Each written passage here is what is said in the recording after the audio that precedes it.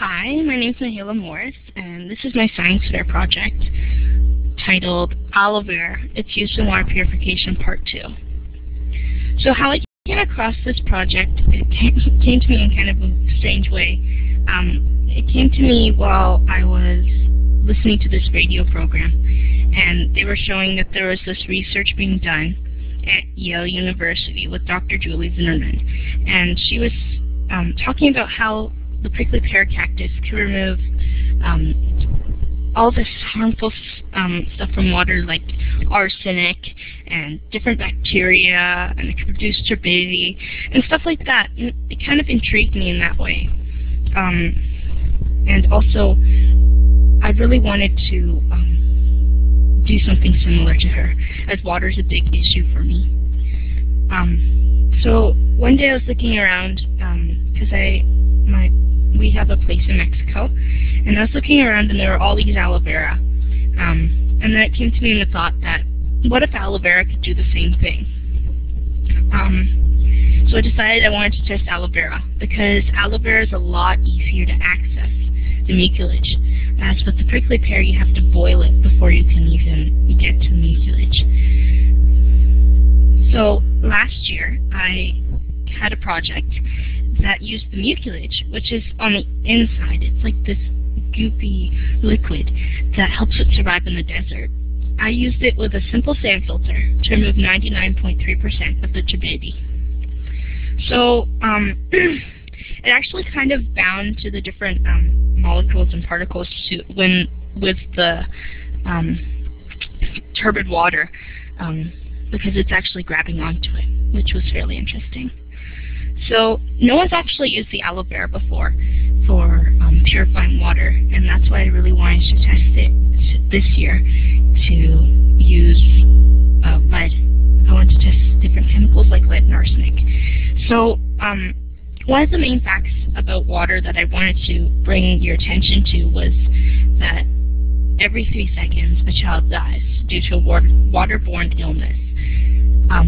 And that's really sad, and I found that I really wanted to make a difference, and I wanted to help those people in some way who are living in those developing countries and don't have that access to clean water. So the EPA, I just wanted to show you this, it estimated that 10 to 20% of an adult's exposure to lead comes from drinking water. And children are closer to infants are closer to 40 to 60%. And we're only just uncovering where these lead sources are coming from. So here in North America, it's in all these old lead pipes, and we're only reaching like the tip of the iceberg in developing countries where it's coming from. Like arsenic is where there's areas of mining, and lead is around all the lead smelting areas and stuff like that. So I really decided that I wanted to make a difference. So with this project, I tested both arsenic and lead. My hypothesis is that I postulated, because I removed so much turbidity last year with the aloe and the sand filter, that I would remove some chemical components when I used it with the sand filter. So I decided to use lead and arsenic because with my background research, they seem to be more of a concern and more of a health risk to people living in these developing countries. So these are all the materials I use. Something you might not have heard of is an ICP machine. It refracts the light off these different chemicals and heavy metals, and then it measures the wavelengths in nanometers, and then you can later on convert it into parts per million.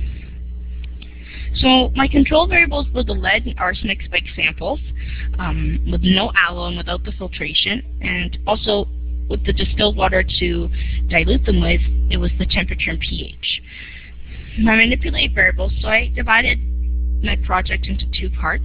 So part 1 used a specific amount of aloe vera to see if it can remove lead or arsenic at all. And part 2, because the results of part 1 used different amounts of aloe vera, part 1 used a sand filter, part 2 did not. Part 2 used different amounts of aloe vera mixed with the lead spiked water. because of the results of part 1. And my responding variable would be the amount of lead or arsenic remaining in the water in parts per million. So I got all the beakers ready. I'll start with part 1. I got all the beakers ready and I cleaned them all. I diluted my lead and arsenic mixture. There's 10 parts per million. I cut up my 8.5 or 8 grams of aloe, and then I started with the magnetized stir bar, and I ran it through the filter with the lead and arsenic spiked water separately, and then I ran it through the coarse silica filter with a vacuum filtration just to speed it up a little bit. And then I ran each sample through the ICP machine. So I'm going to show you my observations with this graph in part 1. So here, the reason why there's 2 things here is because lead has 2 wavelengths and arsenic only has 1. And the reason why the green is only showed once is because they're both measured at the same measurement at parts per million at 10. So although this shows I didn't remove any arsenic, it did remove over 60% of the lead with just that amount of aloe. And because of these results, I decided to see if there was a relationship between the lead and the aloe. So we'll go back over here. So based on the part 1 results, I decided to do another test to see if there was any relationship between different amounts of aloe vera and the lead water. So I chopped it up into 8 grams, 16.5 grams, and 20 grams of aloe vera. I cleaned everything each time, and then I started with the magnetized stir bar with the aloe, and I calibrated the ICP, and then I placed it through the vacuum filter with number 2 filter paper. And this time I didn't use any sand, because I wanted to see if there's any relationship with the aloe on its own. So I checked the sample, and these were the results I had. It showed that I kind of had a linear relationship with the more aloe I added, and it's showing that the more aloe I added, the more it removed. So this is showing that I could further figure out, okay, this is what I need to find out how much I need to have in order to reduce 100% of the lead and get rid of it. And once again, it's showing in this graph, it's showing the 2 different lines because lead has 2 wavelengths and arsenic only has 1.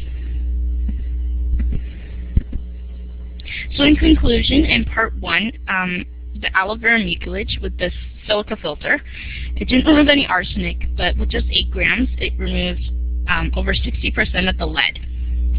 In part 2, I used different amounts of aloe, and I found out that without the silica filter and just filter paper, it created a linear relationship with the removal of the lead from the water.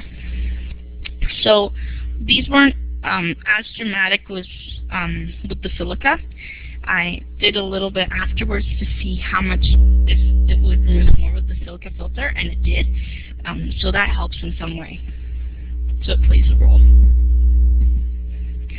So there's many applications in this. So there's applications in different areas of the world where the chemical and physical contamination of water is very problematic. The aloe vera mucilage with the silica filter is a point-of-use application, which is what I've been trying to create all along. So a point-of-use water filtration system is something that can be used on a household level and is low cost. So this is one of the applications I've been trying since last year to create. So I think that this would be good for something in areas where there's more both turbidity and lead in contaminated water. So I really want to test the aloe and the prickly pear cactus together to see if they remove anything together, like lead, arsenic, and turbidity, if they remove more together and how they react together. So I'd like to further investigate that as well. And that's the end of my project. Thank you for listening.